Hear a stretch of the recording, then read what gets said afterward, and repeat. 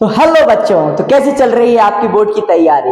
इस तैयारी को और बेहतर बनाने के लिए आज हम लेकर आए हैं कक्षा 10वीं का विज्ञान विषय का ब्लूप्रिंट। इस ब्लूप्रिंट के आधार पर हम जानेंगे कि कौन सा चैप्टर आपका कितने नंबर का रहने वाला है, किस चैप्टर को आपको कितना पढ़ना है और आपका प्रश्न पत्र कैसा रहने वाला है, कौन सा क्वेश्चन आपका कितने नंबर का रहेगा, ये सभी हम आज इस वीडियो में देखेंगे। तो आइए शुरू करते हैं।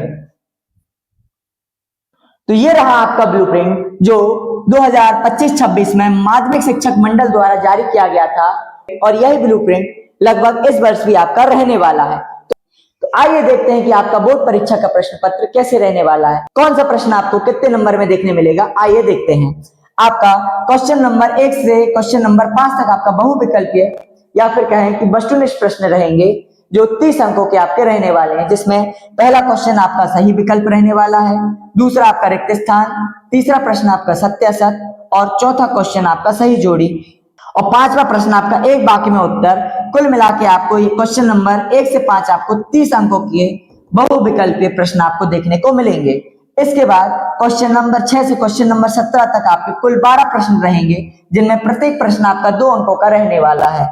देखा जाए तो आपके 12 प्रश्न, प्रत्येक प्रश्न 2 अंकों का, मतलब 24 अंक आपको क्वेश्चन नंबर 6 से क्वेश्चन नंबर 17 में आपको मिलेंगे। इसके बाद क्वेश्चन नंबर 18 से क्वेश्चन नंबर 20 कुल 3 प्रश्न आपको, प्रत्येक प्रश्न 3 अंकों का देखने मिलेगा। इसका मतलब 3 प्रश्न आपको 3 अंकों के मिलेंगे, मतलब 9 अंक का आपका प्रश्न पत्र 18 नंबर से 20 नंबर तक के प्रश्नों में रहेगा।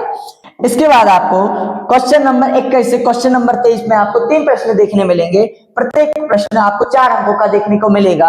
आइए देखते हैं कि कौन सा पार्ट कितने नंबर का आपका रहने वाला है। तो शुरू करते हैं पार्ट 1 से, जो रहेगा आपका रासायनिक अभिक्रिया एवं समीकरण। इस पार्ट से आपको 7 अंक आवंटित किए गए हैं। इस पार्ट में हम पढ़ेंगे कि संयोजन अभिक्रिया क्या कहलाती है, वियोजन अभिक्रिया क्या कहलाती है, विस्थापन अभिक्रिया क्या कहलाती है, द्विविस्थापन और भी कई चीजें जो रहेंगी हम इस पार्ट में पढ़ने वाले हैं। इसके बाद अध्याय 2 अम्ल, क्षार एवं लवण आपको 6 नंबर का आवंटित किया गया है, जिसमें हम पढ़ेंगे कि अम्ल क्या कहलाते हैं, क्षार क्या होते हैं, लवण क्या कहलाते हैं, अम्ल की क्या विशेषता होती है, क्षार की क्या विशेषता होती है, ये सभी हम इस पार्ट में पढ़ने वाले हैं। इसके बाद अध्याय 3 में हम देखेंगे धातु एवं अधातु। इसमें हम पढ़ेंगे कि धातु के क्या गुण होते हैं, अधातु के क्या गुण होते हैं, धातु एवं अधातु की अभिक्रियाएं कि किन के साथ ये कैसी अभिक्रियाएं करते हैं, ये सभी हम इस पार्ट में पढ़ेंगे। इस पार्ट में आपको 5 नंबर का आवंटित किया गया है। इसके बाद अध्याय 4 कार्बन एवं उसके यौगिक, इस पार्ट में आपको 6 नंबर आवंटित किए गए हैं।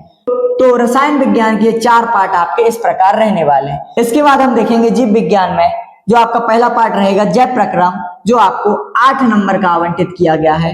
इसके बाद नियंत्रण एवं समन्वय, जो आपको 6 नंबर का आवंटित किया गया है। इसके बाद जीव जनन कैसे करते हैं, जो आपको 6 नंबर का आवंटित किया गया है। इसके बाद जीव विज्ञान का आखिरी पार्ट अनुवांशिकता, जो आपको 4 नंबर का आवंटित किया गया है।